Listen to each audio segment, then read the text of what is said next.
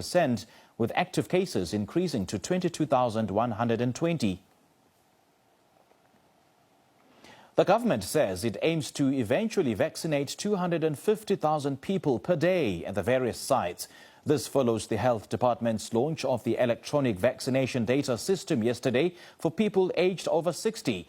This means the process of registering people online in order to be scheduled for vaccination is already underway.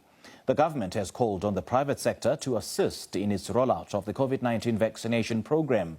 Bongeni Moto reports. All hands on deck. That's the call from the business body, Business for South Africa. It has partnered with government to ramp up the vaccine rollout program, which has widely been criticized for being too slow in the country. About 1 million healthcare workers were supposed to have been vaccinated by now under phase 1 of the program. But only 291,000 have been vaccinated thus far. Now there is a plan to fast-track the process to complete phase 1 in the next 3 weeks before phase 2 kicks off on the 11th of May.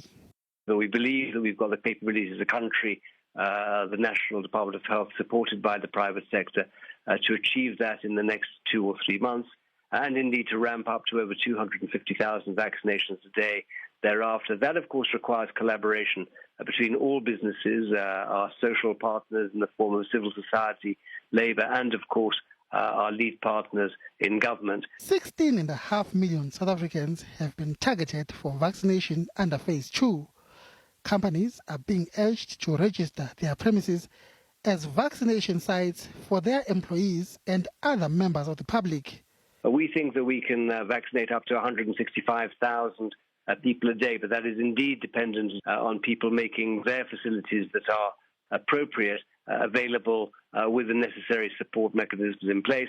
Business for South Africa says people should not fear getting vaccinated despite the suspension of the Johnson & Johnson vaccine, which is linked to blood clots in some people abroad. We're very aware of the potential side effects, but our position as Business for South Africa is that the risk that is being run by any such side effect is in fact far less than the risk indeed of blood clots from COVID-19 itself and from many other things that can cause blood clots. So we are encouraging everybody in the adult population to get vaccinated as quickly as possible. No one in South Africa will pay for getting a vaccine. Those with medical aid will be fully covered by their schemes. Bongeni Muchwa, SABC News, Johannesburg.